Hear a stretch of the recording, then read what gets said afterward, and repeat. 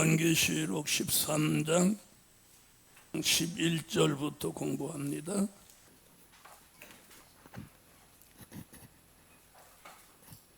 요한계시록 13장 11절부터 18절까지는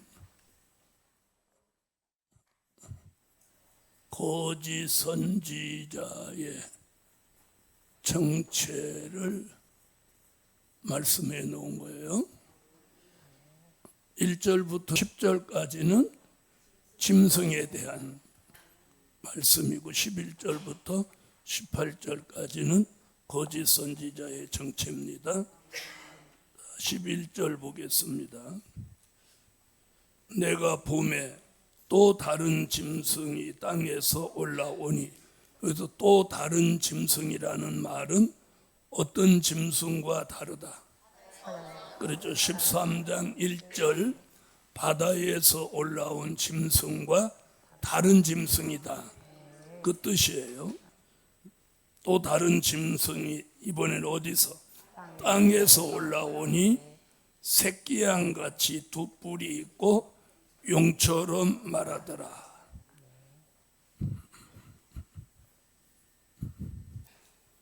이번에는 땅에서 올라오는 짐승입니다. 이는 누구라고요? 거짓 선지자. 그래서 땅에서 올라오는 이 짐승은 지금 뭐라고 하느냐면 새끼양같이, 새끼양같이. 그럼 새끼양이라는 거예요? 아니라는 거예요? 아니라는 거죠. 새끼양같이 뭐가 있어? 두 뿔이 있다. 그냥 뿔? 두 뿔. 두 뿔이 있고, 이렇게 해서 또 용처럼 말하더라. 자, 어느 모로 봐도 새끼양은 아니죠. 그래서 새끼양 같다는 것은 무슨 말이냐면 거짓 양이라는 거예요. 양이 아니라는 거죠. 두 뿔이 있다는 것은 뭘 말하는 거예요? 가짜 양이라는 거예요. 새끼 양은 뭐가 없어? 네, 뿔이 없죠. 새끼 양은 뿔이 없습니다. 그런데 뿔이 있으니까 이는 가짜 양이고, 새끼 양 같다고 하니까 양을 흉내낸 거죠. 그러니까 거짓 양. 이걸 뭐라면 양의 탈을 썼다, 이렇게 보는 게 맞죠. 그러니까 거짓 양이다. 두 뿔이 있고 새끼 양은 뿔이 없는데 그럼 가짜 양인 거죠. 그 다음에 이게 더욱 거짓 선지자라는 증거가 뭐냐면, 왜 하필 새끼 양이 용처럼 말을 하냔 말이에요. 그렇죠? 그러니 거짓 선지라는 얘기는 용처럼 말한다는 얘기가 뭐냐? 용의 앞잡이라, 용의 가마를 받았다. 그래서 거짓 선지자인 거예요. 아멘. 용처럼 말한다는 건 결국 누구 지배 속에 있는 거예요? 용의 지배를 받고 있다는 증거입니다. 증거. 그래서 땅에서 올라오는 짐승은 거짓 선지자다. 네, 그래서 새끼양같이 두 뿔이 있고 용처럼 말하는 게 거짓 선지자다, 그렇게 보는 거예요. 그 다음 12절, 저가 먼저 나온 짐승. 먼저 나온 짐승은 누구 말하는 거예요? 먼저 나온 짐승. 자, 계시록 13장 1절 바다에서 올라온 짐승을 말하는 거죠.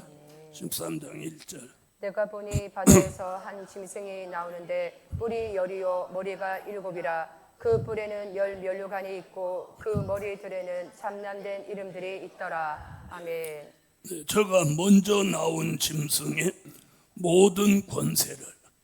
자, 그럼 먼저 나온 짐승의 모든 권세를. 자, 그러면 먼저 나온 짐승의 모든 권세는 어디서 말씀했느냐 하면 요한계시록 13장 2절에서 용이 짐승에게 모든 권세를 주었죠. 13장 2절. 내가 본 짐승은 표범과 비슷하고 그 발은 곰의 발 같고 그 입은 사자의 입 같은데 용이 자기의 능력과 보좌와 큰 권세를 그에게 주었더라. 아멘. 아멘. 그러니까 용이 짐승에게, 짐승은 거짓 선지자에게. 그래서 거짓 선지자는 뭐예요? 용의 앞잡인 거죠. 먼저 나온 짐승의 모든 권세를 그 앞에서 행하고 땅과 땅에 거하는 자들로, 땅과 땅에 거하는 자들로, 그럼 누구 얘기하는 거예요? 수종 통치 시대에 남아있는 사람들 얘기죠. 자들로 처음 짐승에게 경배하게 하니. 처음 짐승. 그럼 처음 짐승 언제예요? 먼저 나온 짐승. 처음 짐승, 먼저 나온 짐승. 바다에서 올라온 짐승 얘기죠. 처음 짐승에게 무엇하게 해? 경배하게 하니 곧 죽게 되었던 상처가 나은 자니라. 그럼 죽게 되었던 상처가 나은 자니라.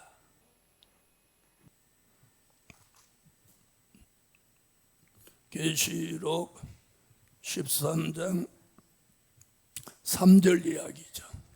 그의 머리 하나가 상하여 죽게 된 것 같더니 그 죽게 되었던 상처가 나음에 온 땅이 이상히 여겨 짐승을 따르고. 아멘. 자, 그럼 죽게 되었다는 것은 소련을 말함이고, 죽게 되었던 상처가 나은 건 몇째 왕?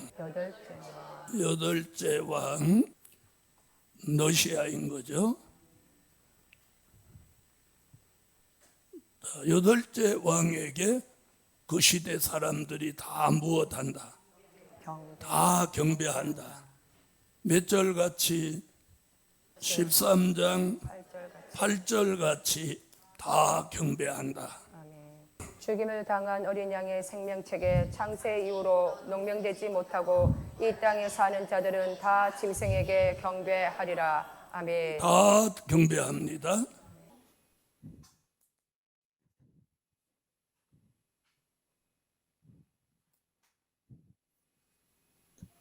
자, 용, 짐승, 거짓 선지자.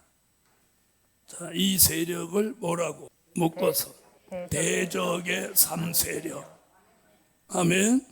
그럼 우두머리는 누구? 제일 우두머리는 용. 그 다음은 짐승. 그 다음은 거짓 선지. 13절. 큰 이적을 행하되. 누가 큰 이적을 행해요? 거짓 선지자죠. 거짓 선지자가 큰 이적을 행합니다. 그 큰 이적이 뭐냐? 나오죠? 큰 이적을 행하되 심지어 사람들 앞에서 불이 하늘로부터 땅에 내려오게 하고, 불이 하늘로부터 땅에 내려오게 한다. 불 내리는 거예요. 엘리야가 불을 끌어내렸는데 수정통치 시대에서는 누가? 거짓 선지자가 불을 끌어내립니다. 이런 걸 뭐라고 한다고?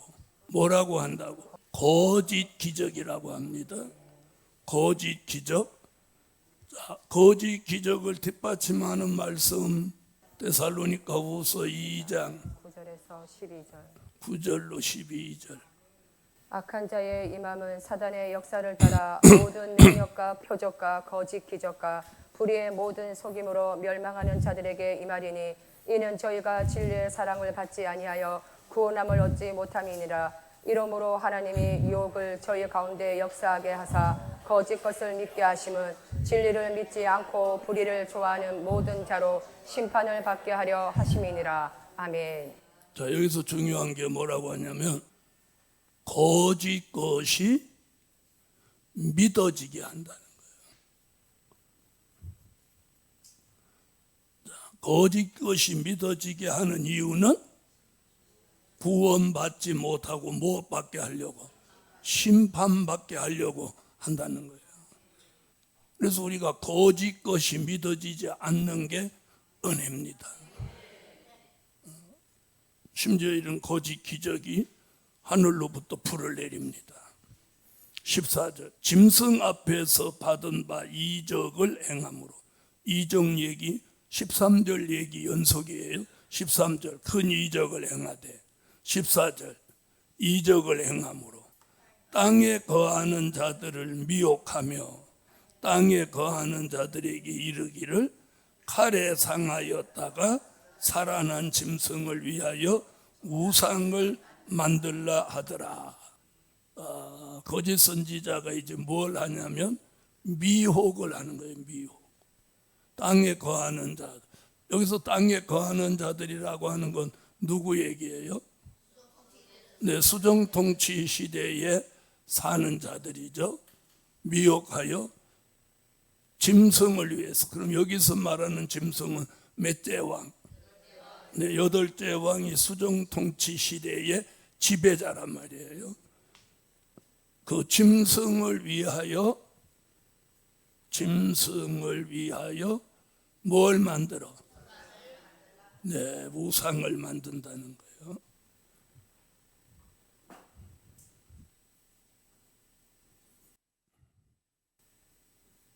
자, 보세요. 이거 하나만 봐도 거짓 선지자라는 게 나오죠. 참 선지자라면 뭘 만들으라고 안 해?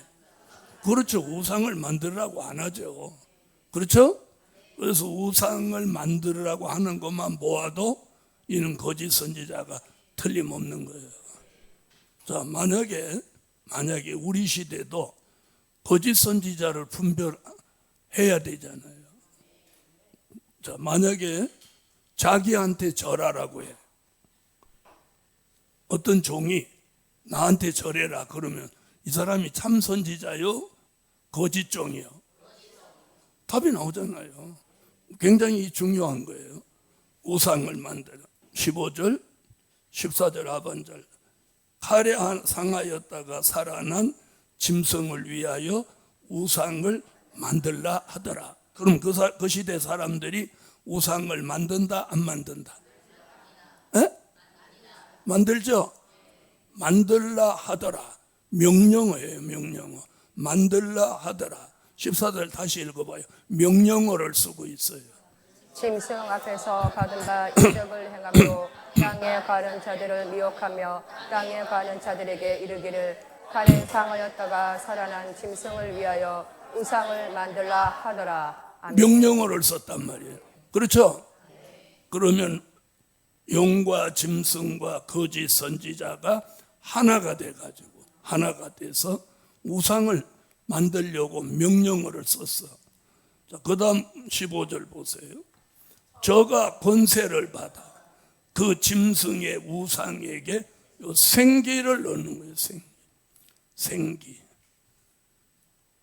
생기를 넣습니다. 이 생기는 우리가 창세기 2장 7절의 말씀을 통해서 그 생기는 생명이란 말이에요. 그러면 이 우상에게 넣는 생기는 요 반대의 답을 가져야 돼요. 그럼 뭐가 되는 거예요? 악령이 되는 거죠. 생명의 반대는 악령이니까 이 생기는 창세기 2장 7절의 이 생기가 아닌 거예요. 여기 한번 읽고 가요. 여호와 하나님이 흙으로 사람을 지으시고 생기를 그 코에 불어 넣으시니 사람이 생명이 된지라. 아멘. 자, 악령이 들어오는 거예요. 우상에게 생기를 주어 그 짐승의 우상으로 말하게 하고. 자, 이제 이 우상이 뭐래요? 말한다. 말한다. 자, 그러면 여기서 우상으로 말하게 하고, 여기에 말한다. 계시록 9장 20절을 참고하는 거예요. 이 재앙에 죽지 않고 남은 사람들은 그 손으로 행한 일을 해겠지 아니하고 오히려 여러 귀신과 또는 보거나 듣거나 다니거나 하지 못하는 금, 은, 동과 목석의 우상에게 절하고. 아멘. 여기서 뭐라? 보거나 듣거나 다니거나.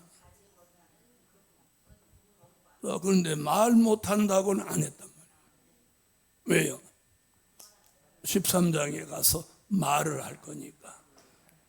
그래서 13장에 우상이 말한다는 이 말을 설명할 때는 꼭 이 구절을 인용해야 돼요.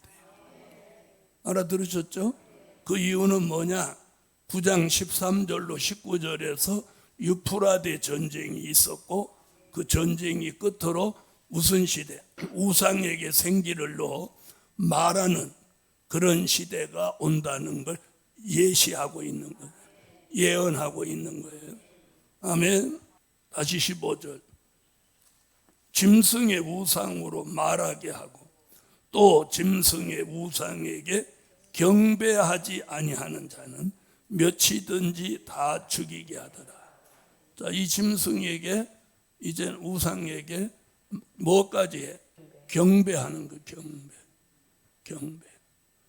자, 요한계시록에서는 하나님께만 경배하라고 했죠? 하나님만 경배의 대상인데, 여기는 짐승의 우상으로 말하게 하고 그 짐승의 우상에게 경배하게 하고. 자, 경배하지 아니한다는 몇이든지 다 죽인다. 그러면 그 시대에 죽는 사람 나온다 안 나온다? 나온다 안 나온다? 안 나온다. 왜 안 나오죠? 다 경배하니까. 왜 안 나오죠? 계시록 13장 8절이 답이잖아요. 자, 많은 사람들이 이 부분만 보고 수정통치 시대 얘기를 참 이상하게 하는 사람 많은데, 다 경배합니다. 그러니까 다 경배하니까 죽는 사람 안 나오죠. 13장 8절. 죽임을 당한 어린 양의 생명책에 창세 이후로 농명되지 못하고 이 땅에 사는 자들은 다 짐승에게 경배하리라. 아멘. 할렐루야. 경배하지 않는 사람이 안 나오는 거죠. 그래서 거기 들어간 사람은 다 경배하는 거예요. 자, 그럼 그 땅에 경배하지 않는 사람은 어떤 사람들 뿐이냐면 예비처에 있는 사람들만 경배하지 않는 거예요. 왜요? 수정통치 지배 안에 있지 않기 때문이에요. 그래서 이 마지막에는 딱 두 가지 중에 한 가지는 꼭 돼야 돼요. 들림을 받든지 아니면 예비처로 가든지. 그 두 길만이 사는 길이에요. 아멘. 그 다음 16절. 16절부터 18절까지 읽어보세요.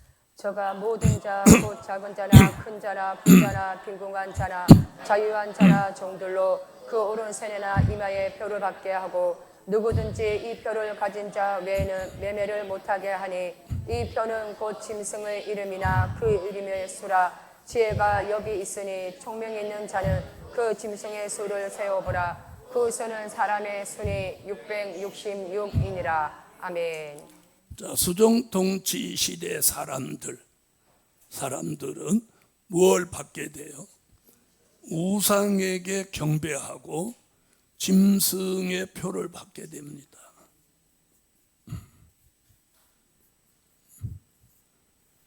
짐승의 표 666을 받게 되는 거예요. 근데 짐승의 표는 어디에 받아요? 이마와 오른손.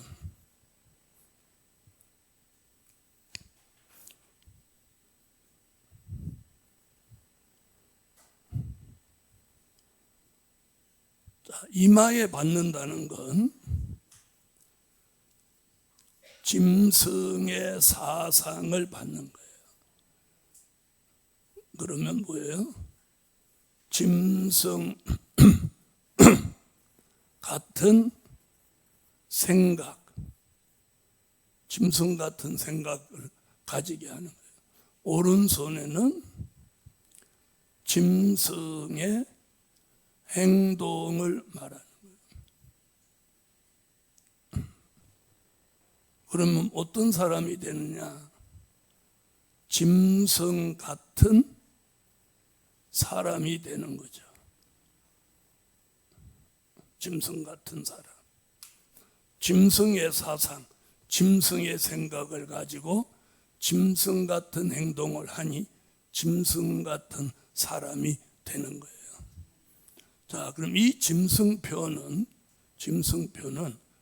무엇을 받은 사람이 받게 되냐면 양심의 화인을 맞은 사람이 받게 되는 거예요. 디모데전서 4장 1절로 2절. 성령이 밝히 말씀하시기를 후일에 어떤 사람들이 믿음에서 떠나 미혹해 하는 영과 귀신의 가르침을 쫓으리라 하셨으니 자기 양심이 하인 맞아서 외식함으로 거짓말하는 자들이라. 아멘. 아멘.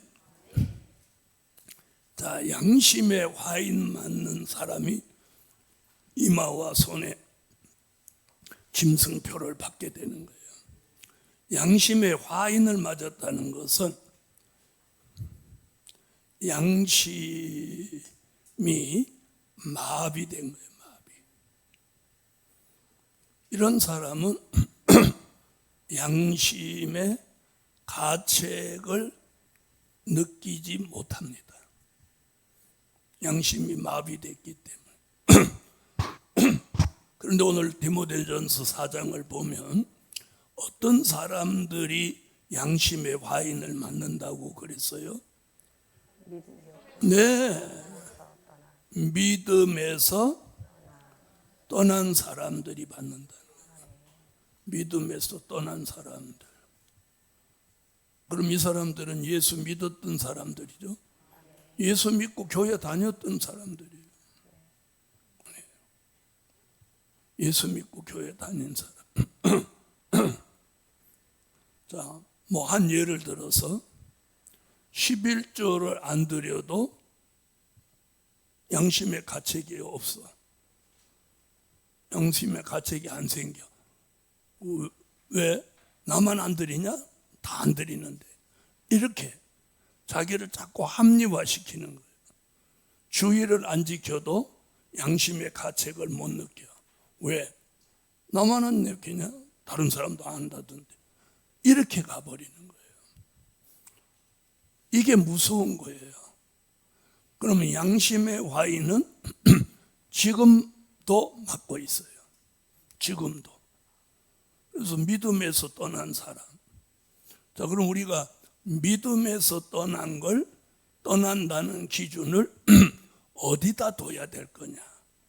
에? 믿음에서 떠났다는 걸 어디다 둬야 될 거냐? 어디다 둬야 돼요? 말씀에다 두는 건 맞는데 그 사람의 삶에 어떤 게 왔을 때 믿음에서 떠났다고 할 거냐? 예를 들어서 교회를 안 나오는 걸 믿음에서 떠났다고 할 거냐? 네? 교회는 안 나와도 예수 믿냐고 물어보면 믿는다고 한다. 그러면 교회 안 나온 지 3년, 10년 됐는데 그 사람이 예수 믿는다고 할 수 있냐? 그래서 이 부분이 굉장히 중요해요. 믿음에서 떠난다고 하는 기준을 어디다 둘 거냐? 교회에다가 기준을 둬야 된다고 생각해요. 네? 왜 교회에다 기준을 둬야 되냐? 자, 마태복음 16장 18절로 19절에서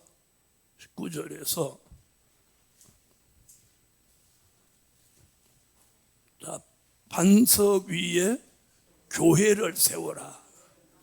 교회를 세워라.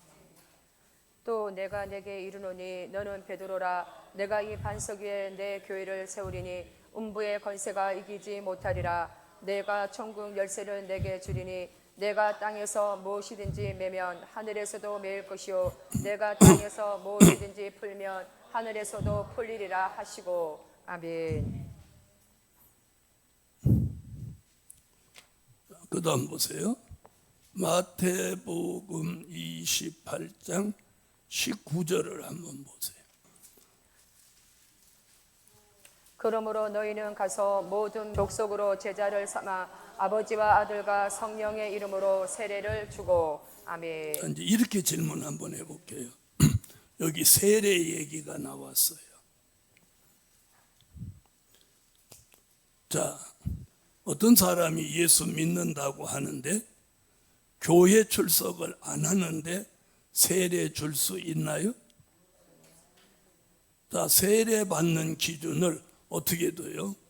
교회 출석한 날로부터 빠짐없이 1년이에요. 6개월 있으면 학습서고 만 1년이 되면 세례 받을 자격을 줘요. 그렇죠? 이 사람이 나는 예수를 믿는데 교회 출석 안 해. 그럼 이 사람은 세례 받을 수 있다 없다? 없는 거예요.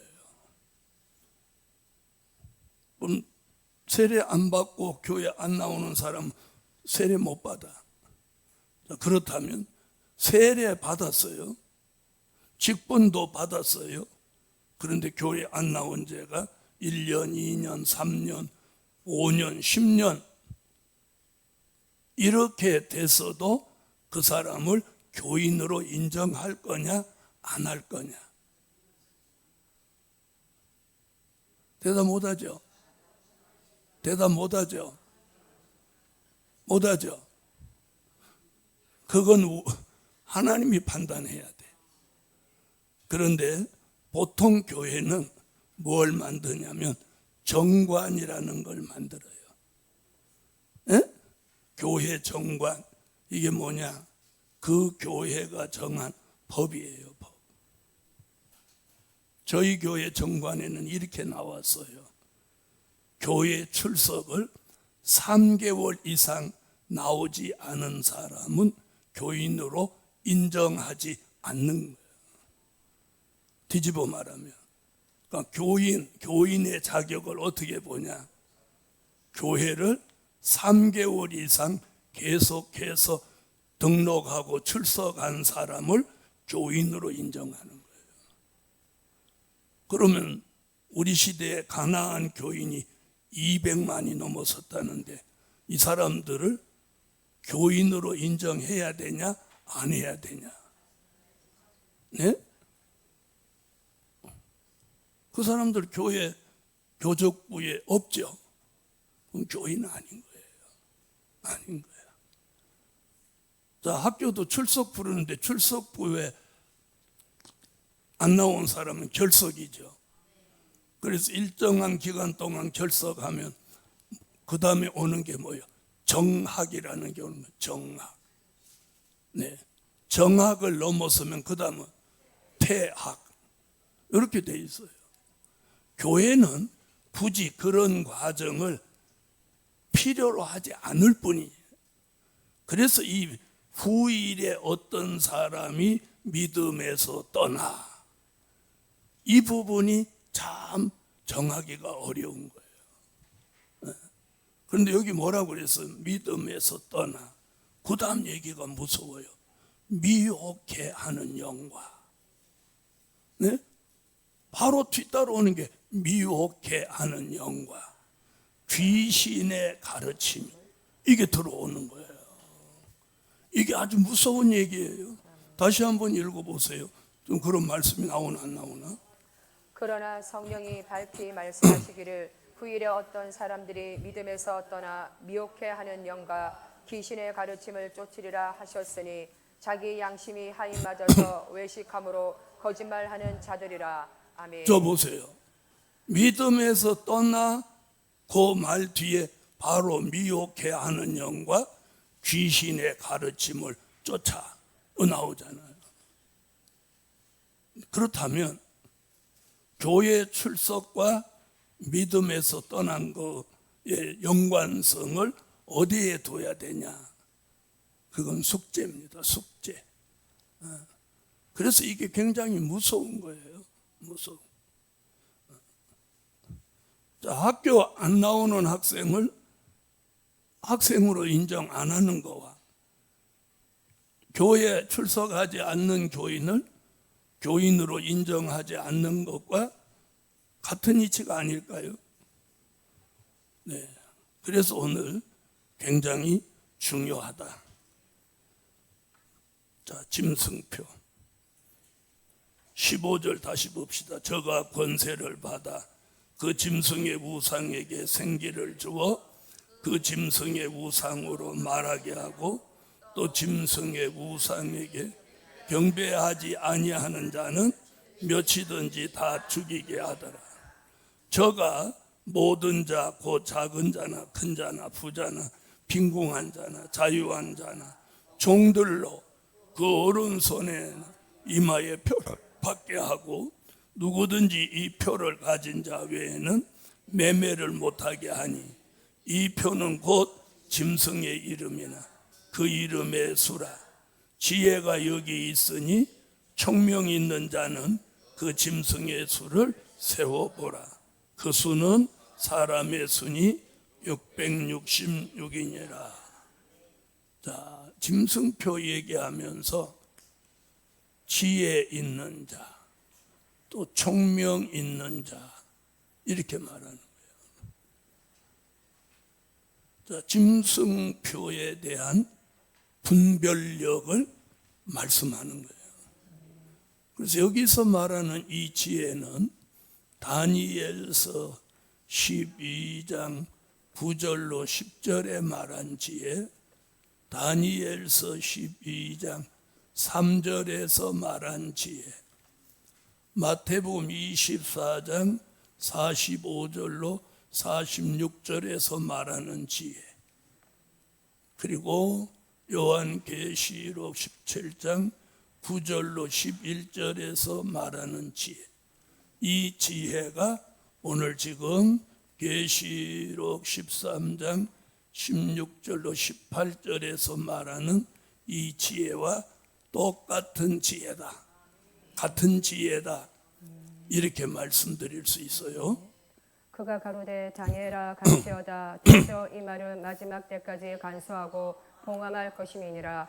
많은 사람이 연단을 받아 스스로 정결케 하며 희게 할 것이나 악한 사람은 악을 행하리니 악한 자는 아무도 깨닫지 못하되 오직 지혜 있는 자는 깨달으리라. 아멘. 지혜 있는 자는 궁창의 빛과 같이 빛날 것이요 많은 사람을 옳은 대로 도로게 한 자는 별과 같이 영원토록 비치리라. 아멘. 충성되고 지혜 있는 종이 되어 주인에게 그 집 사람들을 맡아 때를 따라 양식을 나눠줄 자가 누구뇨? 주인이 올 때에 그 종이 이렇게 하는 것을 보면 그 종이 복이 있으리로다. 아멘. 저가 모든 자, 곧 작은 자나 큰 자나 부자나 빈궁한 자나 자유한 자나 종들로 그 오른손에나 이마에 표를 받게 하고 누구든지 이 표를 가진 자 외에는 매매를 못하게 하니 이 표는 곧 짐승의 이름이나 그 이름의 수라. 지혜가 여기 있으니 총명 있는 자는 그 짐승의 수를 세워보라. 그 수는 사람의 수니 666이니라. 아멘. 지혜 있는 뜻이 여기 있으니 그 일곱 머리는 여자가 앉은 일곱 산이요 또 일곱 왕이라. 다섯은 망하였고 하나는 있고 다른 이는 아직 이르지 아니하였으나 이르면 반드시 잠깐 동안 계속하리라. 아멘. 제가 면하리라.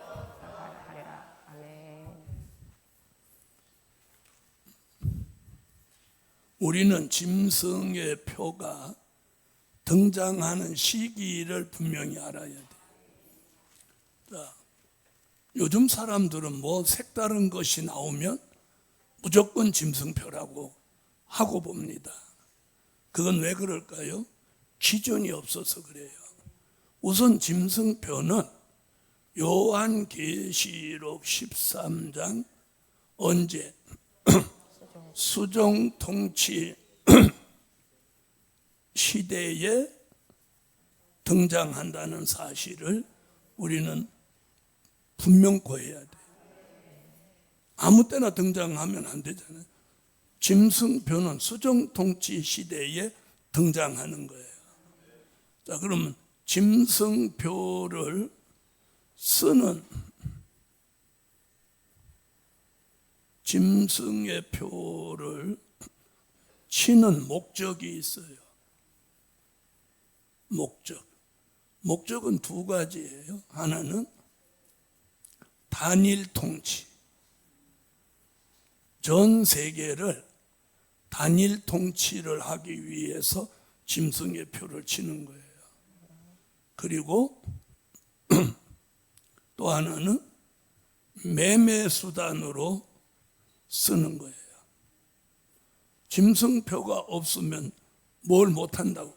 매매를 못하게 한다. 매매 수단이에요. 그러면 짐승표를 다 받을 수밖에 없죠. 100% 받습니다. 왜? 13장 8절에 다라는 말도 썼지만 매매수단이니까 오른손에다가 매매수단을 주는 거니까 먹고 살려면 어떻게 해야 돼? 짐승표를 받아야 되는 거예요. 그러므로 무슨 통치가 가능한 거예요? 단일 통치가 가능한 거예요. 자, 지금은 자, 우리나라는 자, 무슨 번호를 지급해서 통치를 해요? 네, 주민등록번호를 부여해 갖고 그걸로 통제를 한단 말이에요. 그러니까 통제 수단이 여러 가지로 있는데 이때는 짐승표로 한다는 거죠. 짐승표. 그리고 치는 목적이 이거예요. 단일 통치, 매매 수단. 그럼 전 세계가 하나 단일 통치. 그래서 이걸 전체를 지배하는 나라는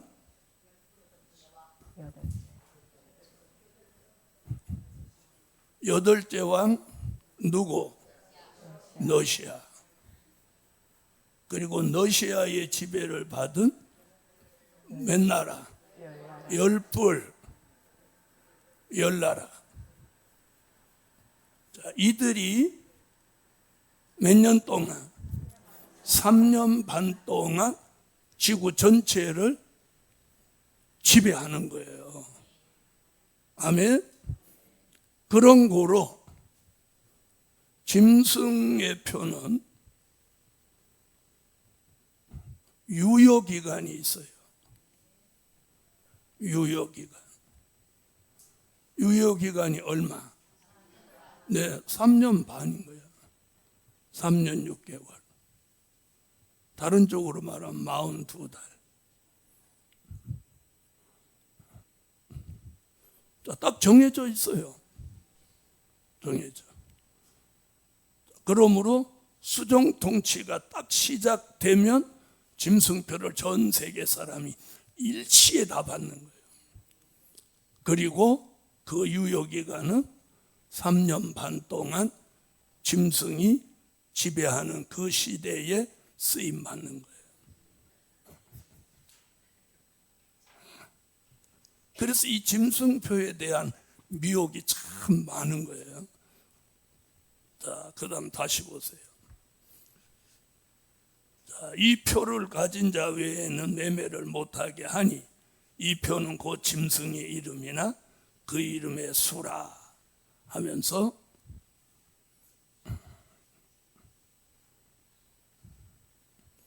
자, 짐승표 숫자가 나오죠.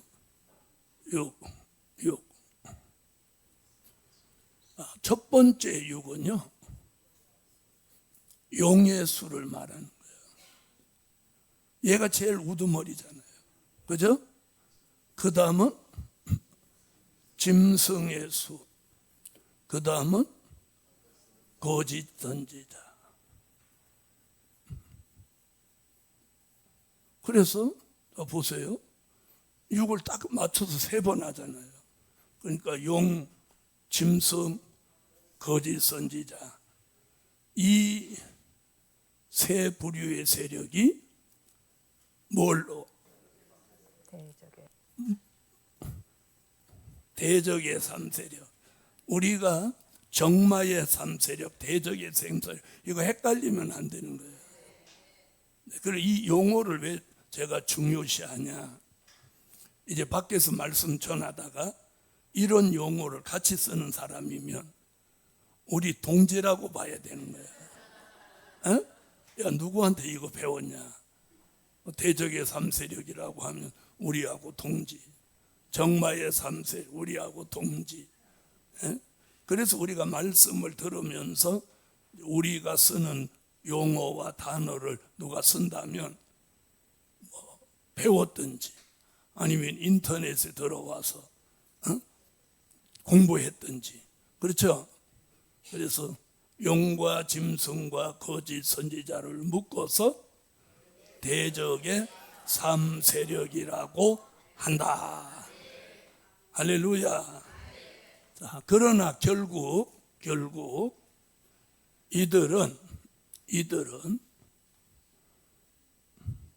이들은 결국 망합니다. 용은 계시록 20장 1절로 3절에 무적행으로 가고, 아멘. 짐승과 거짓 선지자는 요한 계시록 19장 19절로 20절 같이 어디로 가고? 자, 산채로 불못에 갑니다. 자, 이게 성경입니다. 아멘. 이게 성경이에요. 아멘. 그럼 이대로 된다 안 된다? 이대로 되는 거예요. 또 내가 보매 천사가 무적행 열쇠와 큰 새새를 그 손에 가지고 하늘로서 내려와서 용을 잡으니 곧 옛뱀이요 마귀요 사단이라. 잡아 1000년 동안 결박하여 무적행에 던져 잠그고 그 위에 임봉하여 1000년이 차도록 다시는 만국을 미혹하지 못하게 하였다가 그 후에는 반드시 잠깐 놓이리라. 아멘.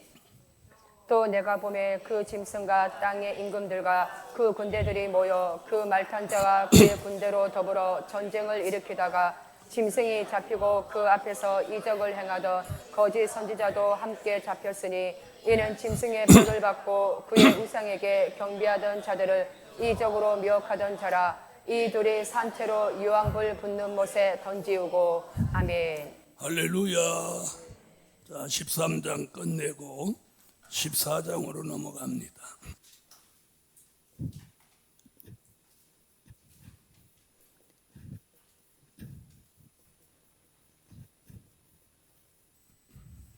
(14장) 공부할 제목은 시온산 강림과 심판입니다. 자, 14장은 본론적인 계시의 마지막 장입니다. 14장은 무슨 계시의? 본론적인 계시의 마지막 장.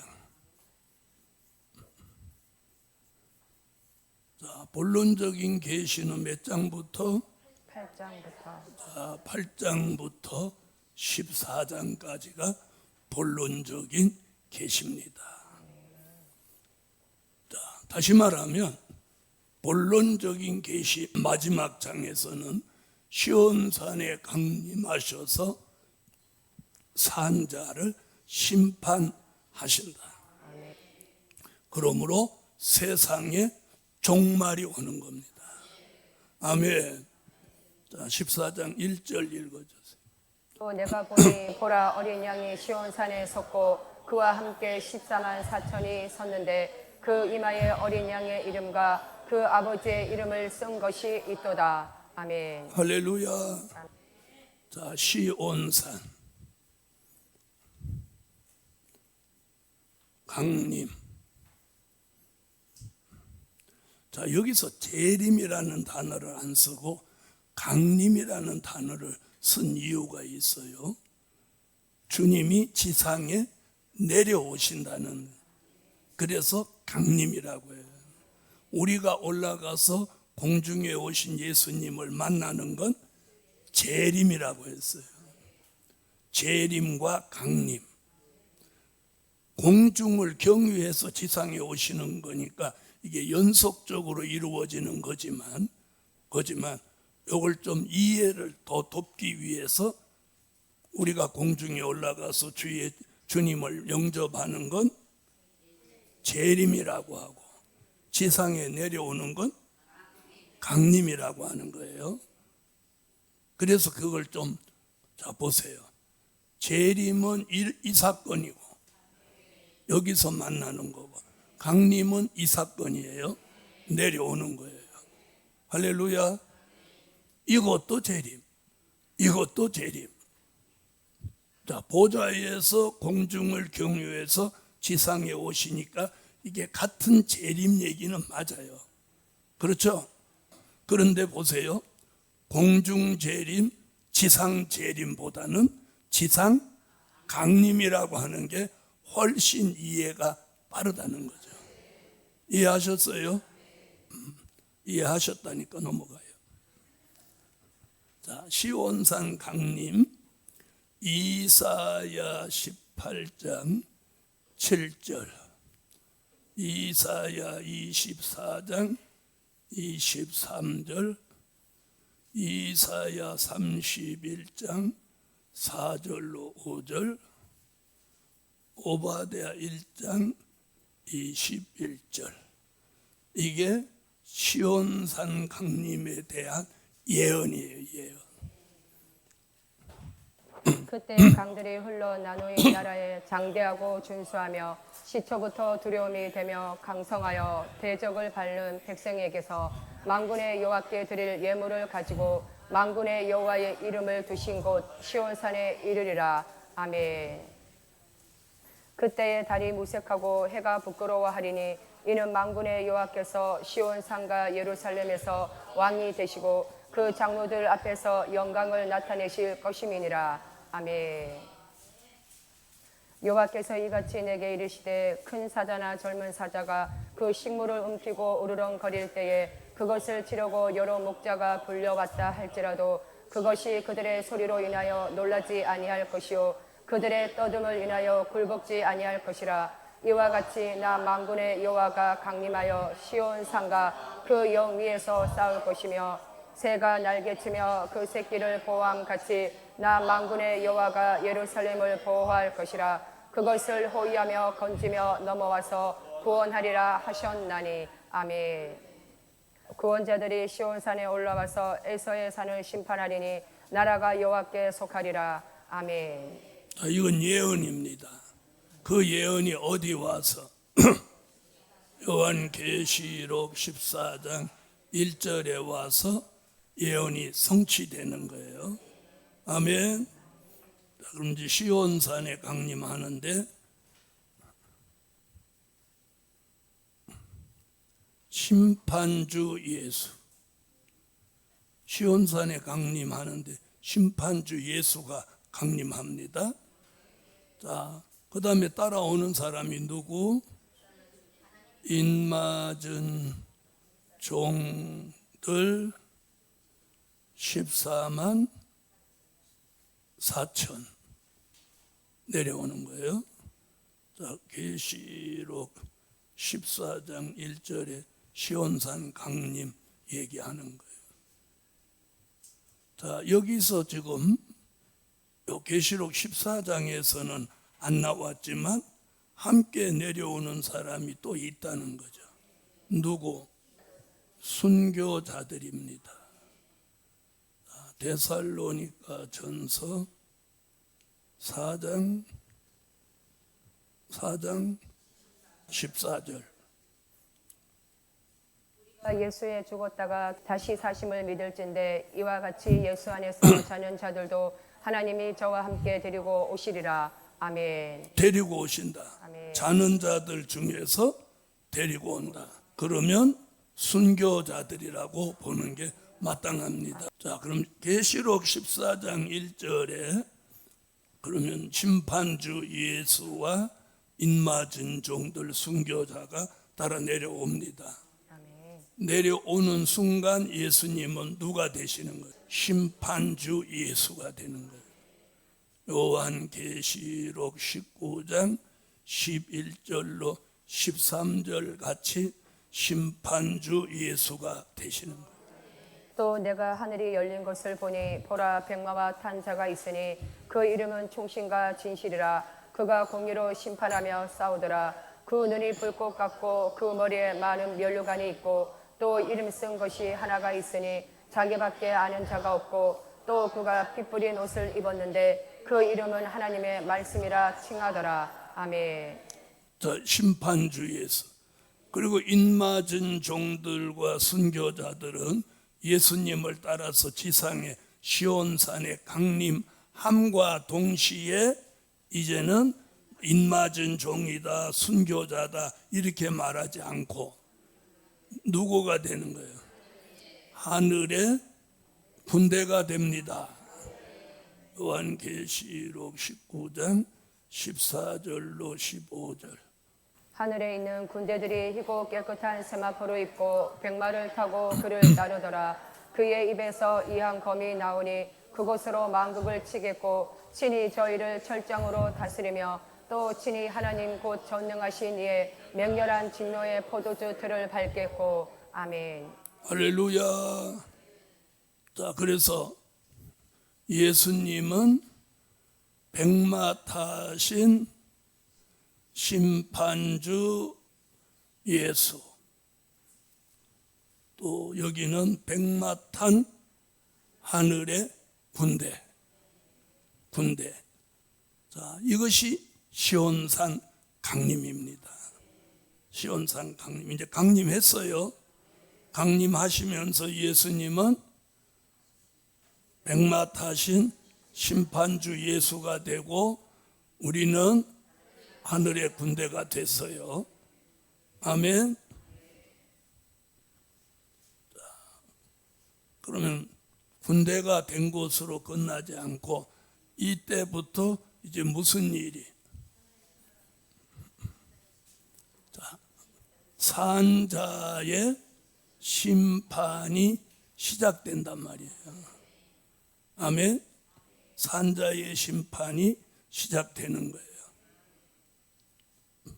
자, 이사야 19장 1절로 4절, 이사야 63장 1절로 4절, 이사야 64장 1절로 4절, 이사야 66장 15절로 16절.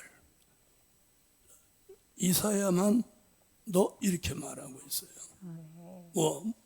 산자를 심판하는 이게 뭐예요? 심판주의 지상강림에 대한 예언이에요. 심판주의 지상강림에 대한 예언. 아멘. 자, 한번 읽어보시죠. 애굽에 관한 경고라. 보라 여호와께서 빠른 구름을 타고 애굽에 임하시리니 애굽의 우상들이 그 앞에서 떨겠고 애굽인의 마음이 그 속에서 녹으리로다. 그가 애굽인을 격동하사 애굽인을 치게 하시리니 그들이 각기 형제를 치며 각기 이웃을 칠 것이요 성읍이 성읍을 치며 나라가 나라를 칠 것이며 애굽인의 정신이 그 속에서 쇠약할 것이요 그 도모는 그의 파신 바가 되리니 그들이 우상과 마술사와 신접한 자와 요술객에 물으리로다. 그가 애굽인을 잔인한 군주의 손에 붙이시리니 포악한 왕이 그들을 치리하리라. 주 만군의 여호와의 말씀이니라. 아멘. 빠른 구름 타고 애굽에 강림하신다. 아멘. 63장.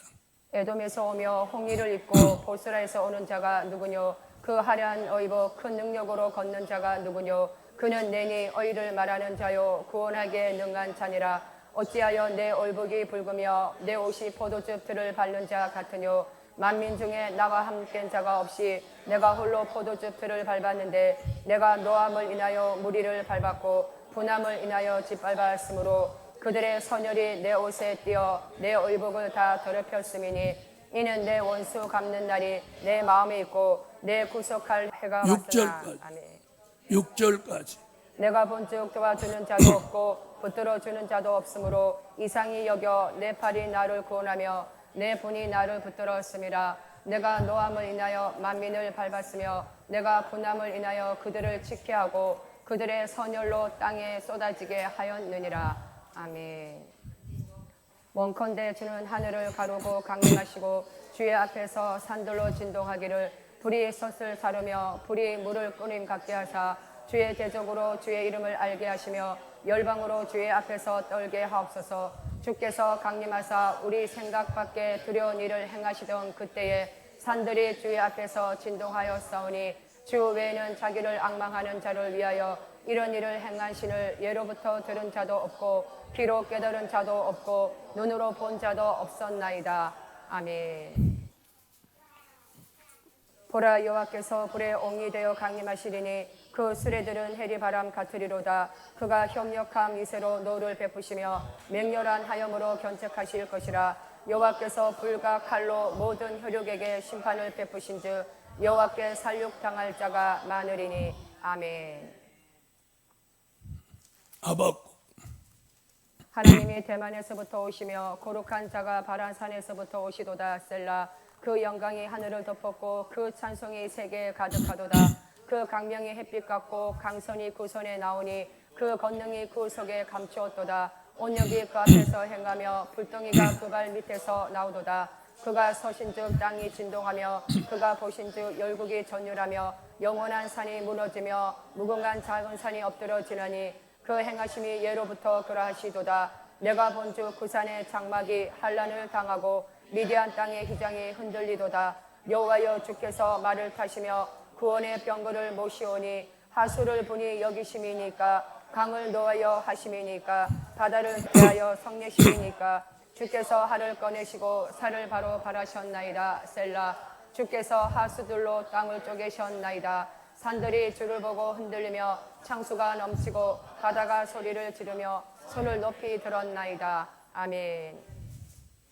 그때 여호와께서 나가사 그 열국을 치시되 이왕 전쟁 날에 싸운 것 같이 하시리라. 그날에 그의 발이 예루살렘 앞 곧 동편 감난산에 서실 것이요 감난산은 그 한가운데가 동서로 갈라져 매우 큰 골짜기가 되어서 산 절반은 북으로 절반은 남으로 옮기고 그 산골짜기는 아셀까지 미칠지라. 너희가 그의 산골짜기로 도망하되 유다 왕 우시야 때에 지진을 피하여 도망하던 것 같이 하리라.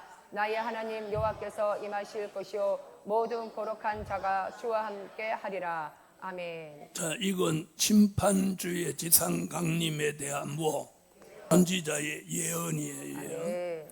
자, 이 예언이 요한계시록 1장 7절 심판주의 지상 강림에 대한 서론적인 계시. 또 요한계시록 6장 12절로 17절은 심판주의 지상 강림에 대한 목록적인 계시. 자, 이걸 거쳐서 어디 와서 요한계시록 14장 1절에 와서 시온산 강림이 무엇 되는 거예요? 성취되는 거예요. 성취. 할렐루야. 성취. 볼지어다 구름을 타고 오시리라. 가게의 눈이 그를 보겠고 그를 찌른 자들도 볼터이요 땅에 있는 모든 족속이 그를 인하여 애곡하리니 그러하리라. 아멘. 내가 보니 여섯째 인을 떼실 때에 큰 지진이 나며 해가 종단같이 검어지고 온 달이 피같이 되며 하늘의 별들이 무화과 나무가 태풍에 흔들려 성가실이 떨어지는 것 같이 땅에 떨어지며 하늘은 종이축이 말리는 것 같이 떠나가고 각 산과 섬이 제자리에서 옮기우매 땅의 임금들과 왕족들과 장군들과 부자들과 강한 자들과 각종과 자주자가 굴과 산 바위 틈에 숨어 산과 바위에게 이르되 우리 위에 떨어져 보좌에 앉으신 이의 낯에서와 어린 양의 진노에서 우리를 가리우라. 그들의 진노의 큰 날이 이르렀으니 누가 능히 소리여 하더라. 아멘. 할렐루야. 자, 이렇게 선지자들 그리고 사도 요한 어디에다 이 포커스를 많이 맞춰놨어요. 공중 재림보다는 지상 강림에다가 많은 말을 해놨어요. 많은 말을 해놨어요. 이게 굉장히 중요한 거예요. 그래서 지상 강림을 하시면 그때부터 뭐가 시작돼? 산자의 심판이 시작되는 거예요. 그래서 제목이 시온산 강림과 심판입니다. 아멘. 자, 그런데 요한계시록 14장 1절에서는 딱 예수님 인맞은 종 두 분만 얘기를 했어. 예수님 인맞은 종. 순교자 얘기는 공식적으로 나오지 않아요. 그래서 많은 사람들이 헷갈려. 그러면 왜 순교자는 데리고 오신다고 했는데 계시록에서 빼놨냐? 그러니까 요한계시록의 핵심은 이 사람들이에요. 누가 아니고 순교자가 아니야. 순교자는 십자가 복음의 핵심 인물들이에요. 네? 십자가 복음의 핵심 인물은 순교자들. 영원한 복음의 핵심 인물은 인맞은 종들이에요. 무슨 말인지 아시겠죠? 그래서 순교자 얘기는 딱 어디 한 군데?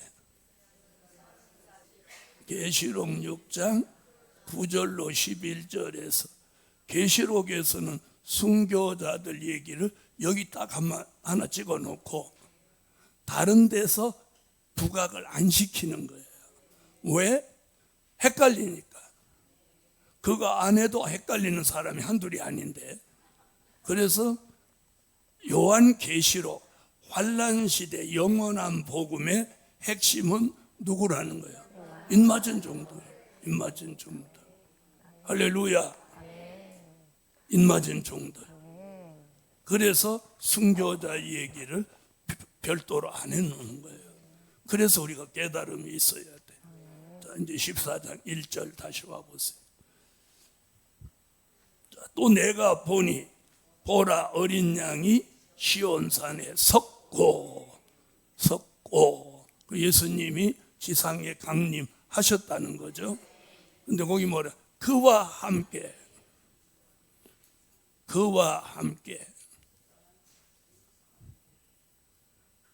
14만 4천이 섰는데요. 그와 함께라는 게 굉장히 중요해요.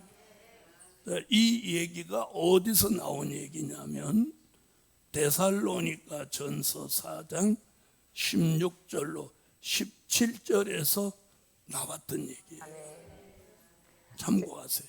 주께서 호령과 천사장의 소리와 하나님의 나팔로 신이 하늘로 쫓아 강림하시리니 그리스도 안에서 죽은 자들이 먼저 일어나고 그 후에 우리 살아남은 자도 저희와 함께 구름 속으로 끌어올려 공중에서 주를 영접하게 하시리니 그리하여 우리가 항상 주와 함께 있으리라. 거기 나오잖아요. 항상 주와 함께 있으리라. 아멘. 이거 보세요. 바울이 말한 데살로니가 교회 얘기는 바울의 종말론입니다.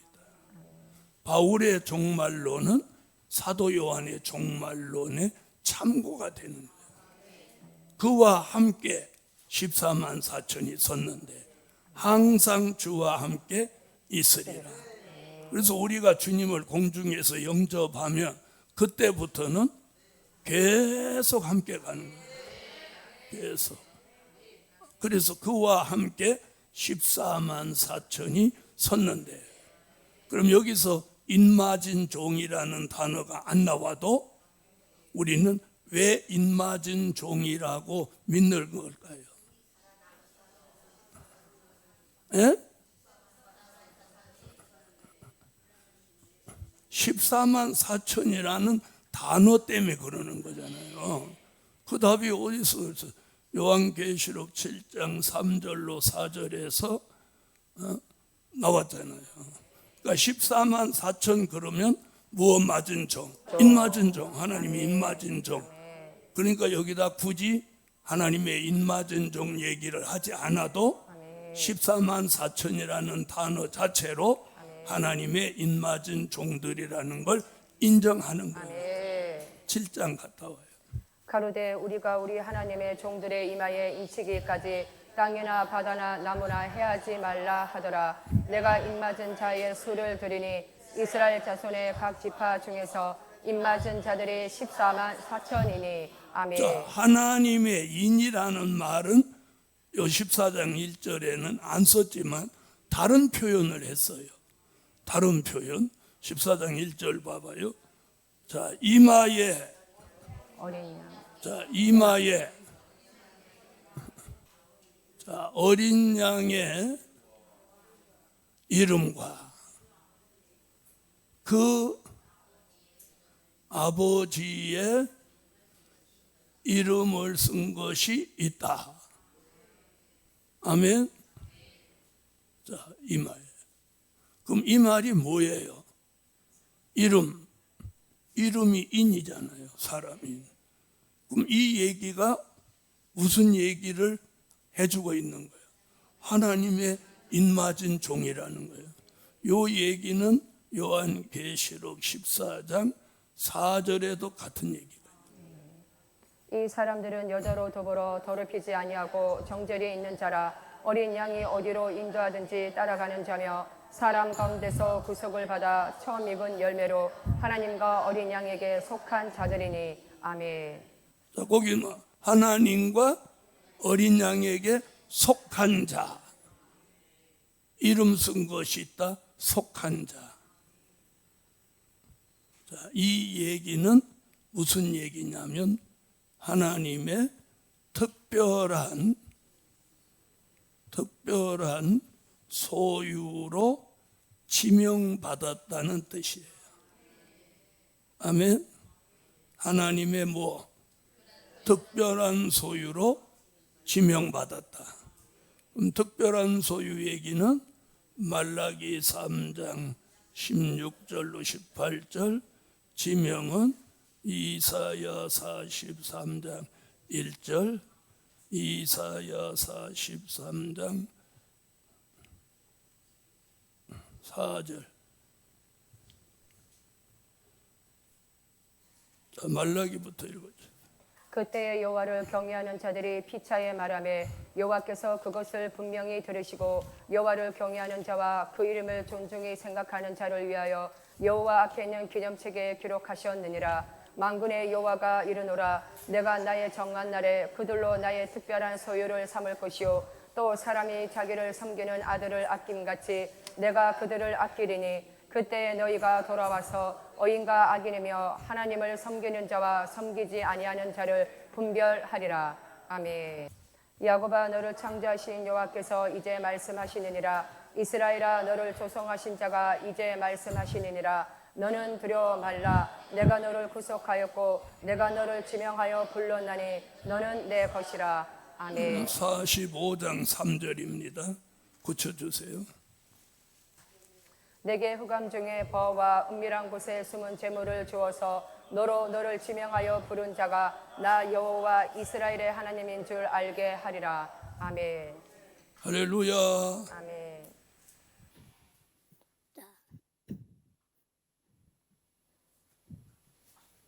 자, 요한계시록에서는 14만 4천이라는 단어가 세 번 등장해요. 요한계시록 7장 4절에 한 번 등장하고 요한계시록 14장 1절에 등장. 요한계시록 14장 3절에 등장. 성경 전체에서 14만 4천이라는 단어는 계시록에서만 딱 3번 나오는 거예요.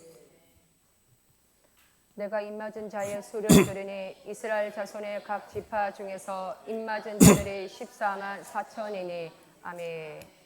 또 내가 보니 보라 어린 양이 시온산에 섰고 그와 함께 14만 4천이 섰는데 그 이마에 어린 양의 이름과 그 아버지의 이름을 쓴 것이 있도다. 아멘. 저희가 보좌와 내 생물과 장로들 앞에서 새 노래를 부르니 땅에서 구속함을 얻은 14만 4천인 밖에는 능히 이 노래를 배울 자가 없더라. 아멘. 계시록 7장 1절로 8절, 계시록 7장 9절로 14절. 자, 7장 1절로 8절은 무슨 얘기예요? 하나님의 인맞은 종 14만 4천 이야기예요. 10번 읽어봐도 이런 얘기예요. 그 다음에 여기는 흰옷 입은 무리들, 뭐라고 표현했냐면 능히 셀 수 없다. 자, 읽어만 봐도 분별이 되는데 자꾸 인맞은 종을 흰옷 입은 무리라고 같이 보는 경우들이 다 그래요. 다 그래요. 한번 읽어봐도 여기는 숫자가 딱 정해져 있고 여기는 정해져 있지 않잖아요. 그런데 같이 자꾸 보는 거예요. 같이 보면 안 된다는 거예요. 같이 보는 이유가 뭐 있냐? 자꾸 14만 4천을 상징, 영적으로 보기 때문에 그런 거예요.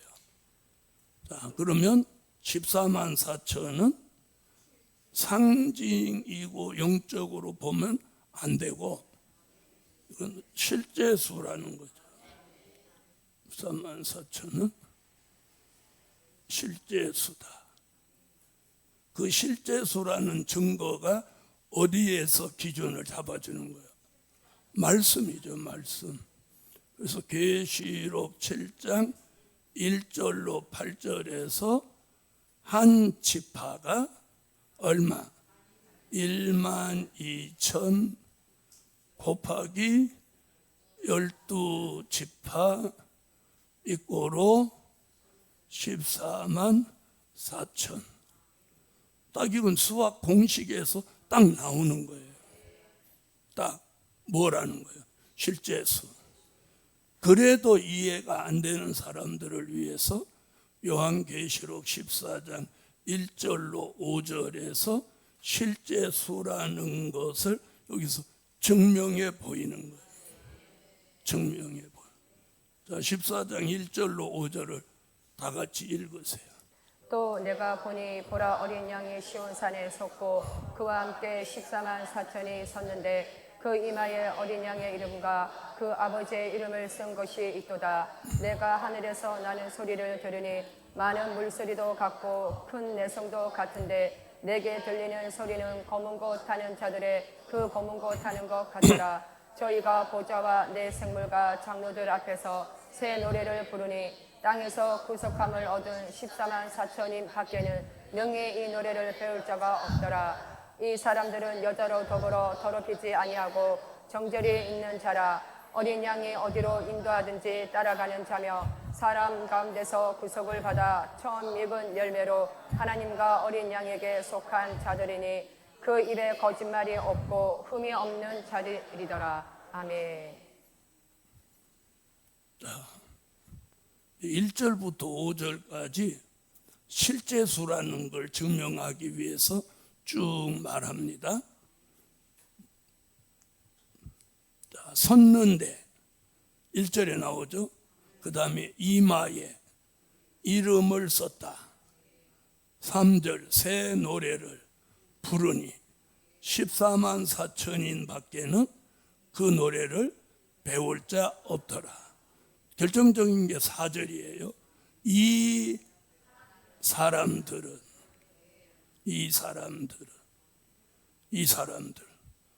지금 누구 얘기하면서 이 사람들? 그렇지, 아주 정확하게 답변했어요.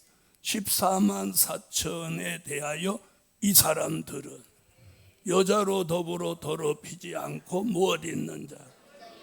정절이 있는 자다. 어린 양이 어디로 인도하든지 따라가는 자. 또요, 사람 가운데서 구속을 받아 처음 익은 열매다. 또 하나님과 어린 양에게 속한 자다. 그 입에 입얘기 나와요. 거짓말 하지 않는 입. 그 입에 거짓말이 없고 흠이 없는 자들이다.